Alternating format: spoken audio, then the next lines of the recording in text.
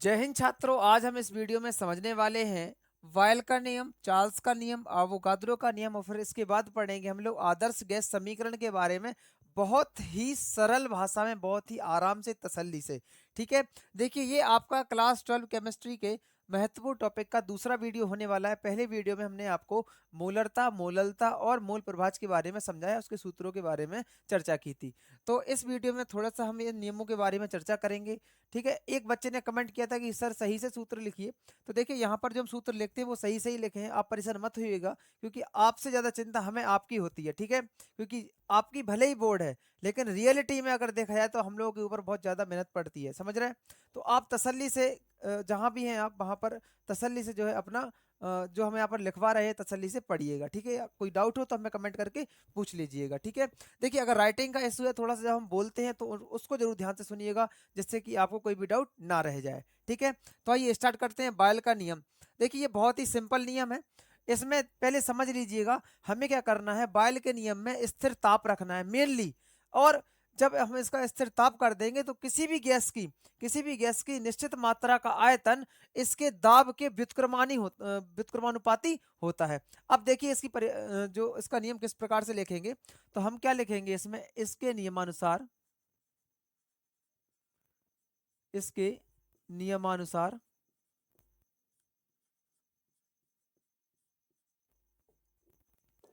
स्थिर ताप पर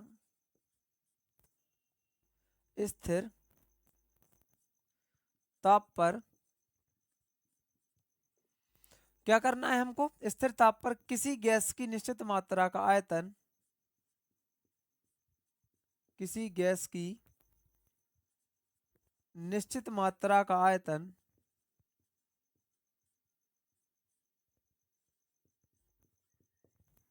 मात्रा का आयतन दाब के व्युत्क्रमानुपाती, किसके, दाब के व्युत्क्रमानुपाती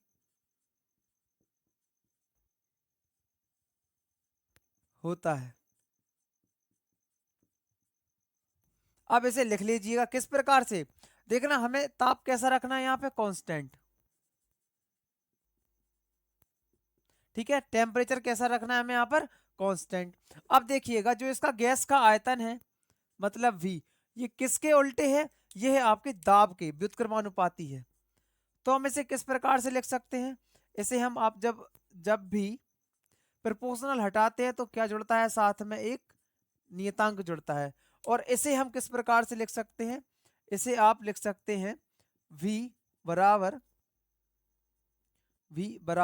के, और यहाँ पर जो है यहाँ पर त्रिज्या गुणा कर देंगे तो Vp बराबर के हो जाएगा। ठीक है, ये आपका जो है समीकरण हो गया।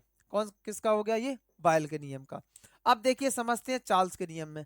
देखिए लगभग सेम डेफिनेशन है, बस इसमें हमने क्या किया था, स्थिर ताप रखा था, तो इसमें रखेंगे हम लोग स्थिर दाब, और सेम डेफिनेशन लिखेंगे। डेफिनेशन आप लोगों को अब खुद ही लिखनी है। क्या लिखेंगे, इसके नियमानुसार या इनके नियमानुसार स्थिर, यहाँ पे ताप था इसमें लिख लेना दाब, स्थिर दाब पर किसी गैस की निश्चित मात्रा का आयतन, किसकी, किसी भी गैस की निश्चित मात्रा का आयतन उसके परम ताप के अनुक्रमानुपाती होता है। अब देखिए यहां पर हमें क्या करना है, यहां पर हमें प्रेशर कांस्टेंट रखना है। किसको, प्रेशर को क्या सा रखना है, स्थिर रखना है, कांस्टेंट रखना है। ठीक है, अब देखिए अब यहां पर क्या हो जाएगा, जो इसकी गैस की निश्चित मात्रा का आयतन है वो किसके अनुक्रमानुपाती है, यहां पर है आपके परम ताप के, मतलब कैपिटल टी के। तो हम किस प्रकार से लिख सकते हैं, इसे हम लोग लिख सकते हैं V बराबर के टी। ठीक है, ये आपका क्या हो गया, ये जो है चार्ल्स का नियम हो गया। ठीक है, अब आइए समझते हैं आवोगाद्रो का नियम क्या कहता है। देखिए आवोगाद्रो के नियम में हमको क्या करना है, यहां पर आपका ताप और दाब दोनों ही निश्चित रहेंगे, मतलब दोनों ही स्थिर रहेंगे। तो इसमें क्या लिखेंगे, इनके नियमानुसार, यहां पे हम लिखे दे रहा है इनके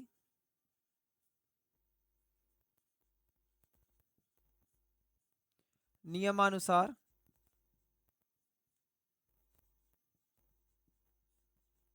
स्थिर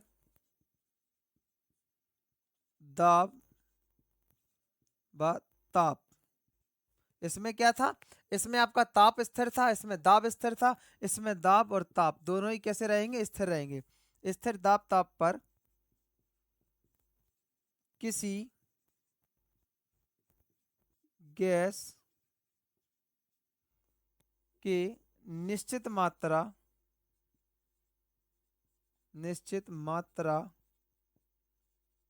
का आयतन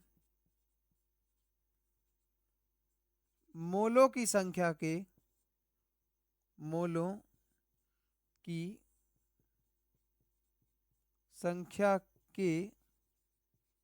अनुक्रमानुपाती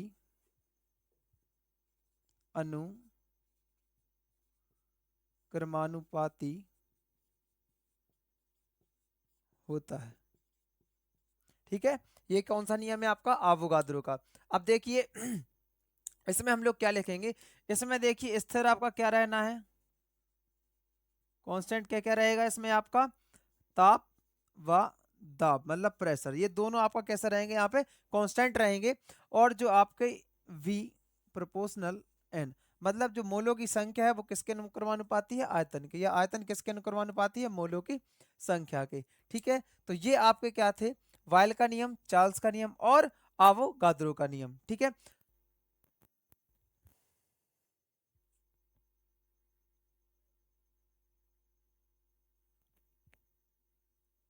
इसमें आप ये और कर लीजिएगा, V बराबर यहाँ पर एक ये नियतांक आ जाएगा, ये हो गया। ठीक है, अब देखिए अब हम लोग समझते हैं आदर्श गैस समीकरण क्या होता है। ठीक है, चलिए देखिए, ये नोट कर लीजिएगा सबसे पहले।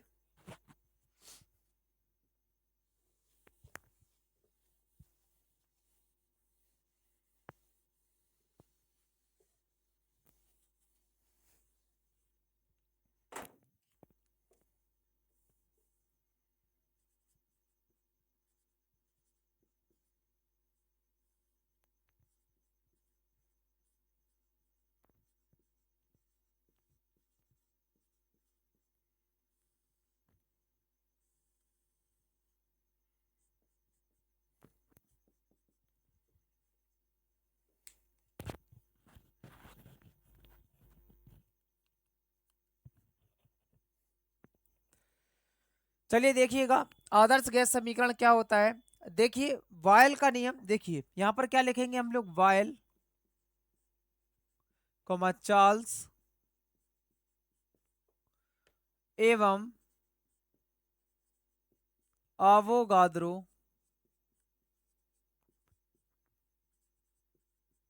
के समीकरणों को मिलाने पर जो समीकरण बनता है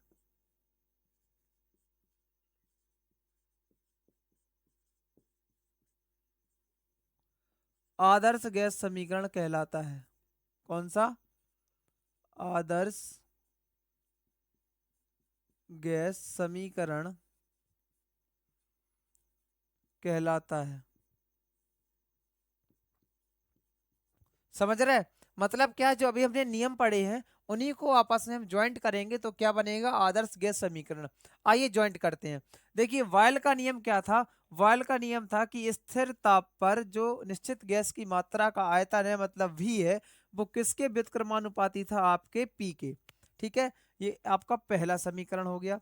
ये किसका नियम है आपका, ये है वायल का नियम। ठीक है, अब देखिएगा दूसरा नियम है आपका चार्ल्स का नियम। चार्ल्स का नियम क्या कहता है कि स्थिर दाब पर किसी भी गैस की निश्चित मात्रा का आयतन ये परम ताप के अनुक्रमानुपाती होता है। ये कौन सा समीकरण हो गया आपका, दूसरा समीकरण। ठीक है, अब देखिए लास्ट है आपका, इसमें आवोगाद्रो का समीकरण। ये क्या कहता है, स्थिर ताप रहेगा, स्थिर दाब भी रहेगा, और जो गैस की निश्चित मात्रा का आयतन है वो किसके अनुक्रमानुपाती होगा, मोलों की संख्या के। ये तीनों हो गए। ये तीनों समीकरणों को आपस में जोड़ने पर या फिर आपस में मिलाने पर तो क्या लिखेंगे, समीकरण पहला दूसरा तीसरा से इन तीनों समीकरणों को क्या करेंगे, हम आपस में एक साथ कनेक्ट करेंगे। तो क्या हो जाएगा, v प्रोपोर्शनल क्या हो जाएगा आपका 1/p और साथ में t और n, ये हो जाएगा। अब जब भी प्रोपोर्शनल का चिन्ह हटता है साथ में, तो क्या होता है, एक नियतांक जुड़ जाता है। इसमें क्या जुड़ेगा आपका n r t, जहां पर यहाँ पर r क्या है आपका, एक नियतांक है। एक ही आपका क्या हो गया, फॉर्मूला हो गया। ठीक है, आप इसको ऐसा भी लिख सकते, vp बराबर एन आर टी, एक फॉर्मूला आपका ये हो गया। देखिए एन क्या है, यहाँ पर मोलों की संख्या है, और मोलों की संख्या की जगह पर आप एक फॉर्मूला और बना सकते हैं, vp बराबर W/m और यहाँ पर आर टी। ये क्या है, आप कहेंगे सर ये क्या है। देखिए W, अभी आपको सब कुछ बता देंगे। W यहाँ पर भार है और m क्या है, अणुभार है। अभी हम बगल में यहाँ पर सब कुछ आपको क्लियर करे दे रहा है कि कौन से शब्द से क्या बना है। देखिए यहाँ पर जो आपका V है ये क्या है, आयतन है, और R क्या है, ये स्थिरांक है जिसका मान 0.0821 ATM। ठीक है, और यहाँ पर n क्या है, मोलों की संख्या,